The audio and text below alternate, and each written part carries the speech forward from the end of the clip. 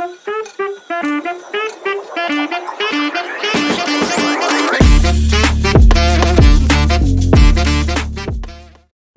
Barangay Bagtik ay matatagpuan sa lungsod ng Mabinay, Negros Oriental. Dito matatagpuan ang CLA Mapailubon kung saan isa ito sa mga aktibo at maunlad na CLA sa lungsod. Binubuo ito ng 13 SHEGs at mahigit kumulang 150 SHEG members.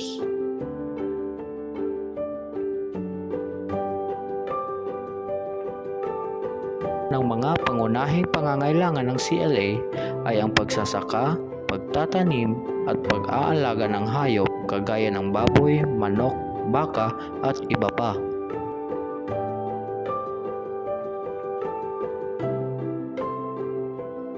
Isa sa mga proyekto nila na ginagawa nila ng proposal sa DOLE para makalikom ng pondo ay ang kanilang CLA merchandise, fertilizer at ang egg-laying chicken machine na kinalaunan ay nasira dahil sa nagdaang bagyong Odette.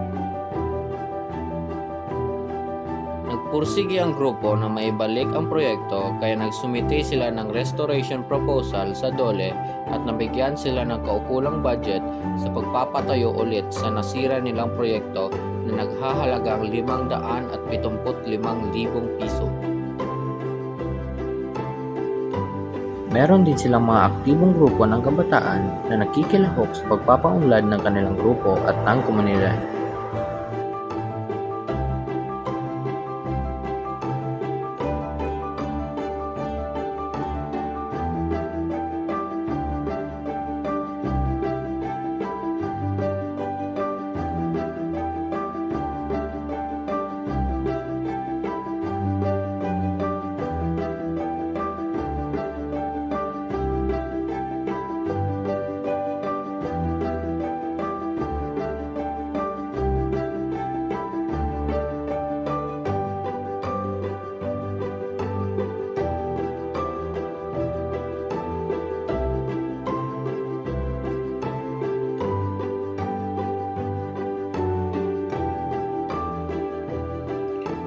Ang CLA Mapailubon ngayon ay patuloy na nagpapaunlad hindi lamang sa grupo kundi na rin sa buong komunidad na kanilang nasasakupan. Pasalamat nga nakaapil ko ani. Daghan kong nakatunan sama sa mga trainings o kami magpadayon mi sa amo ang grupo. Sa akong pag-apil sa SHEG, dako kog pasalamat nga nakaapil ko niini. Una, nakadawat kog dispersal nga baka.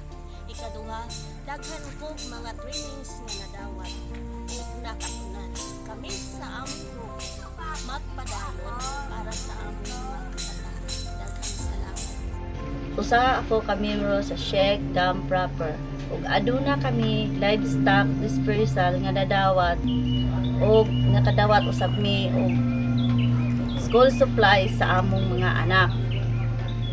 Isip usa ka miyembro sa SHEG. Dako kay pasalamat sa akong pag-apil ni ani nga grupo, ilabi na sa akong pamilya. Magpadayon mi sa among ginbuhaton sa among grupo ug alang sa among tagsa-tagsa ka pamilya. Isip usa ka CF nga mo face out na ang safing. Kami magpadayon sa project ug magpadayon kami sa among buluhaton aron daghan pang mga kababayenan ang among matabangan.